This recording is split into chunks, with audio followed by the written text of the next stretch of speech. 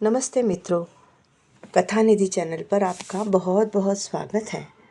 हमारी आज की कहानी का नाम है छोटी बहू। कहानी अच्छी लगे तो लाइक कीजिएगा और चैनल पे नए हो तो चैनल को सब्सक्राइब भी कर लीजिए। तो चलिए कहानी शुरू करते हैं। छोटी बहू।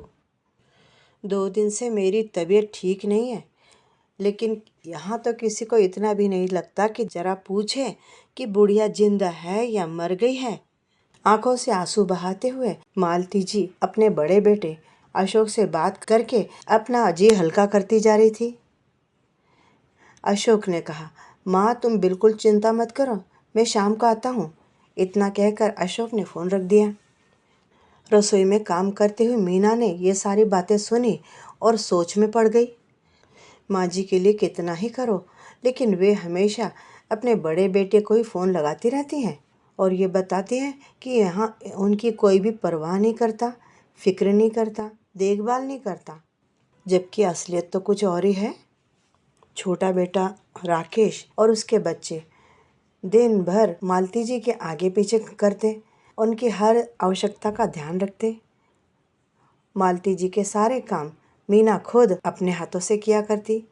बस वो केवल उनके पास बैठ के बातचीत नहीं करती थी।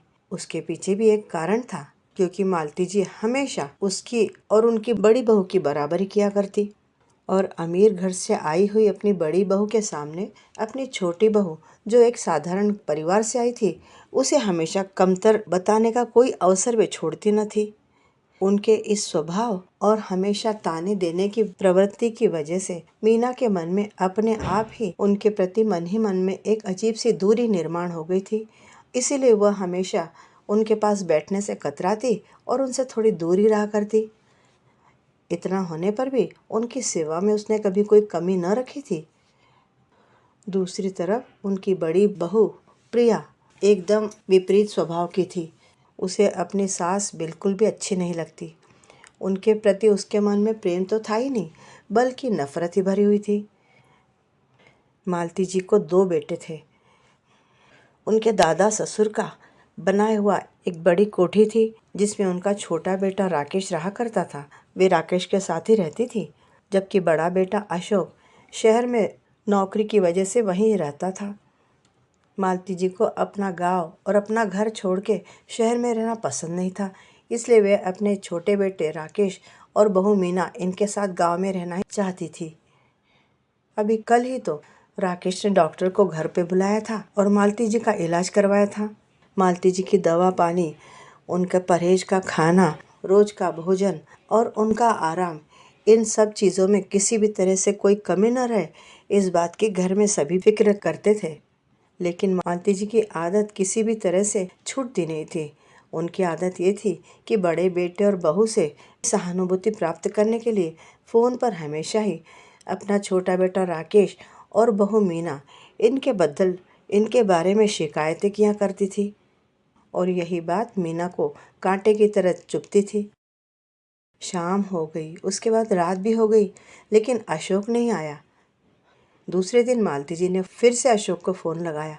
अरे एक बार तो आ जा, मैं तुम्हें देखना चाहती हूँ, तुमसे मिलना चाहती हूँ। अरे माँ तुम बिल्कुल चिंता नहीं करो, मैं आज ज़रूर आऊँगा, अशोक ने उन्हें आश्वासन दिया। उस दिन दोपहर में अशोक गांव में पहुंच गया अपनी माँ से मिलने के लिए। फिर माँ के कमरे में बैठकर बड़े प्यार से, बड़े स्नेह से उनकी तबीयत आदि के बारे में पूछताछ कर रहा था।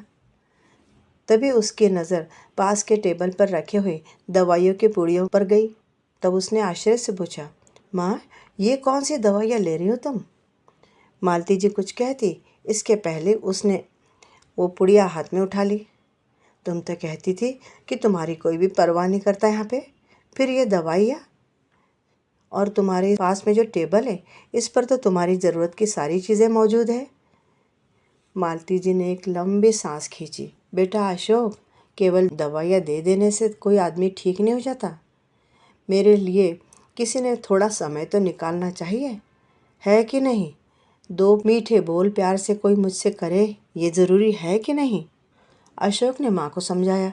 माँ राकेश दिन भर दुकान में रहता है, बच्चे स्कूल में जाते हैं, आने के बाद भी बच्चों को स्कूल का होमवर्क रहता है, बच्चों को खेलना रहता है और मीना सुबह से रात तक घर का सारा काम निपटाती है। तुम्हारी सारी ज़रूरत तो वो पूरी करती है। वो पूरे समय तुम्हारे पास बैठ के कैसे रहेगी? अशोक बहुत अच्छे से समझा रहा था माँ को, क्योंकि वह इस बात को बहुत अच्छी तरह से जानता था कि पहले तो माँ ही उसके साथ शहर में आने के लिए तैयार नहीं थी, और दूसरी बात, उसकी पत्नी किसी हालत में अपनी सास को अपने साथ रखने को तैयार नहीं थी। उनके हमेशा के तानाकशी स्वभाव की वजह से प्रिया ने अशोक जब माँ से मिलने के लिए गांव जा रहा था तब साफ शब्दों में कह दिया था, देखिए जी, माँ जी को साथ में लेकर आने का बिल्कुल भी सोचिएगा नहीं, मैं उन्हें नहीं संभाल पाऊंगी। उनके नखरे कौन उठाएगा रोज?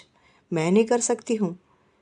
मुझे तो आश्चर्य होता है कि मीना कैसे इतने वर्षों से उनको सहन कर रही है। मुझसे तो नहीं होगा। अशोक के मन में ये बातें चल रही थी, तभी मीना चाय के कप लेकर कमरे में आई। अशोक के हाथ में चाय पकड़ाते हुए वह बोली, जेठ जी, अच्छा हुआ कि आप आ गए।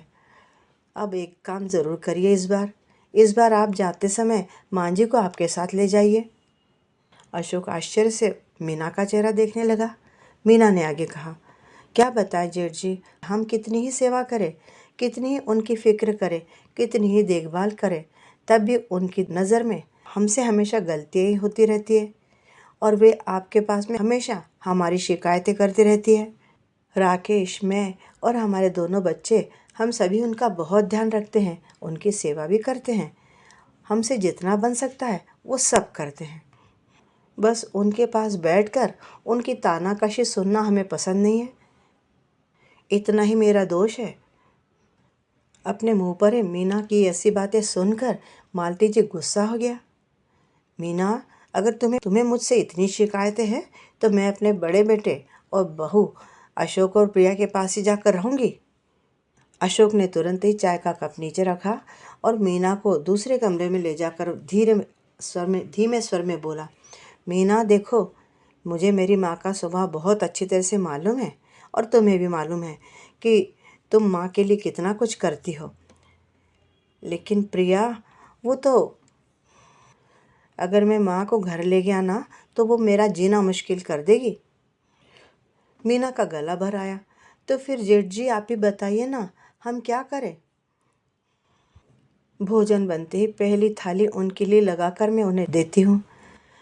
एक बार बच्चों को दूध कम पड़े तो चलता है, लेकिन उनका ग्लास में कभी कम नहीं भरती। सुबह उठने से लेकर तो रात को सोने तक उनकी सारी ज़रूरतों का काम मैं करती हूँ। हर चीज़ उनके हाथ में ले जाकर देती हूँ। और राकेश दुकान से आने के बाद में उनके पास बैठकर उनसे बातें करता है, और रात में जब तक उन्हें नींद न लग जाए तब तक उनके पाँव पर तेल मल के मालिश करता रहता है। इतना सब होने के बावजूद भी वो आपको हमारी शिकायतें बता रही है और हमारी सेवाओं में कमी गिना रही है, और हमेशा ही आप दोनों के सामने हम दोनों को कमतर दिखाने का प्रयास करती रहती हैं। मीना की बात सुनकर अशोक बेबसी से बोला, लेकिन मीना, तुम्हें बताओ, मैं क्या करूं? मीना के चेहरे पर हल्की सी हंसी आ गई, लेकिन यह हंसी रोने से भी बदतर थी। ठीक है जेठ जी, जैसा चल रहा है वैसे ही चलने देते हैं। मुझे उनकी सेवा करने में कभी तकलीफ़ नहीं होती है, लेकिन अपने लिए हमेशा उनके मुंह से बुरा ही सुनना अच्छा भी नहीं लगता है। अब मेरी भी सहन शक्ति जवाब देने लगी है। कहते कहते मीना की आंखों में आंसू आ गए और गला रूंध गया। अशोक ने उसे ढाढ़स बंधाते हुए कहा, मीना, हम सभी माँ का स्वभाव अच्छी तरह से जानते हैं। अरे हम ही क्या, हमारे चाचा चाची, बुआ और मेरी मौसी, सबको माँ का स्वभाव बहुत अच्छे से मालूम है। और माँ तो खुद प्रिया को अच्छी तरह से जानती है, तभी तो मेरे घर में सारे सुख सुविधाएं होते हुए भी वे यहाँ गांव में तुम्हारे पास आकर रहती है। अशोक इस बात को मन ही मन जानता था कि अगर मीना ने माँ की जिम्मेदारी उठाने से मना कर दिया तो फिर उसके सामने दूसरा कोई रास्ता न रहेगा। मीना ने अपने आंसू पोंछते हुए कहा, ठीक है जेठ जी, जैसा आपको उचित लगे वैसा ही कीजिए। इन लोगों की ये बातें चल रही थी तब तक मालती जी ने अपना सामान बैग में भर लिया था। जब अशोक माँ के पास गया और उसने माँ का तैयार बैग देखा तो वो माँ से बोला, माँ, तुम यहीं गांव में मीना के पास ही रहो। राकेश और मीना के पास तुम्हें जितना आराम मिलता है ना, शहर में इतना आराम कभी भी नहीं मिलेगा। यहाँ अपना घर कितना खुला खुला है। शहर में तुम्हें लगेगा जैसे तुम्हें किसी ने जेल में बंद कर दिया है। वहाँ तो घर छोटा है। यहाँ आस पड़ोस की सभी औरतें तुम्हारी परिचित हैं। उनके साथ उठने बैठने पर तुम्हारा समय अच्छे तरह से बीतेगा। और माँ, तुम्हें वहाँ शहर में ले जाना है या नहीं, इस मामले पर हम फिर से बात करेंगे। दूसरी बार मैं मिलूँगा तब। कहते कहते अशोक की नज़र नीचे झुक गई थी। मालती जी तुरंत पहचान गई कि अशोक इस बात को टाल रहा है। वे तुरंत ही बोली, नीचे नज़र करके क्यों कह रहा है? मेरी आंखों में देखकर क्यों नहीं बोलता कि तुम्हें मुझे अपने साथ अपने घर में नहीं रखना है, तुम्हें मेरी सेवा नहीं करनी? माँ, मैं अब तुम्हें क्या बताऊँ? तुम तो खुद ही समझदार हो। मैं क्या समझा सकता हूँ तुम्हें? तुम्हें प्रिया का स्वभाव तो मालूम ही है। कहते हुए भी उसकी नज़रें नीचे ही थी। बेटे की बात सुनकर मालती जी चुप रह गई। धीरे धीरे उनकी आंखों में आंसू आने लगे। ये आंसू पश्चाताप के थे। तुम सही कह रहे हो बेटा, मेरी ही गलतफहमी हो गई थी। मुझे लगा था कि मैं एक बार अशोक से बोलूँगी कि मैं तुम्हारे साथ चलती हूँ तो वो तुरंत ही मुझे अपने साथ ले जाएगा। मैं इस गलतफहमी में हमेशा ही छोटी बहू और छोटा बेटा इनकी अवहेलना करती रही, समय समय पर उन्हें नीचा दिखाती रही। बेटी मीना, अब मैं तुमसे क्या कहूँ, बस तुम मुझे माफ़ कर दो। मैं हमेशा कहती थी कि बड़ी बहू प्रिया और तुम्हारी क्या बराबरी, लेकिन आज मैं उस अर्थ में नहीं कह रही। वाकई प्रिया की और तुम्हारी कोई बराबरी नहीं है। आज से मैं तुम्हारा और राकेश का कभी दिल नहीं दुखाऊंगी बेटी, अपमान तो कभी भी नहीं करूंगी। मालती जी की आंखों पर बड़ी बहू और बड़े बेटे के मोह का जो पर्दा था आज आखिर दूर हो गया था। जिस मीना को वे कमतर समझती थी प्रिया से, आज उसका प्यार और समर्पण उन्हें साफ साफ दिखाई दे रहा था। अपने आज तक के किए व्यवहार के लिए वे मन ही मन बड़ी लज्जित हो रही थी। मीना उनके पास आई। माँ जी, देर से ही सही, लेकिन आप अपनी गलती तो समझ गई। मेरे लिए यही बात बहुत बड़ी है। उस दिन के बाद से मालती जी में सुखद परिवर्तन हो गया था। मीना तो पहले से ही उनकी सेवा में कमी नहीं रखती थी। जब उनका स्वभाव बदल गया तो मीना ने अपने मन की सारी कड़वाहट पोंछ डाली और अब वह उनके पास बैठकर उनके साथ में बातें भी करने लगी। उसका प्यार और अपनापन देखकर अब मालती जी के मन में हमेशा जो असंतोष की आग जला करती थी बुझ गई और वे अब शांत मन से घर में रहने लगी। मित्रों, हर व्यक्ति का स्वभाव अलग रहता है, परिस्थिति अलग रहती है। किसी भी तरह से दो व्यक्तियों में बराबरी करना या तुलना करना बहुत गलत है। क्या मालती जी दो बहुओं में इस तरह से भेदभाव करके और एक बहू को नीचा दिखाकर सही कर रही थी? कमेंट बॉक्स में ज़रूर लिखिए और चैनल पे नए हैं तो चैनल को सब्सक्राइब भी कर लीजिए। कहानी अच्छी लगी हो तो लाइक कर लीजिए। कहानी सुनने के लिए धन्यवाद।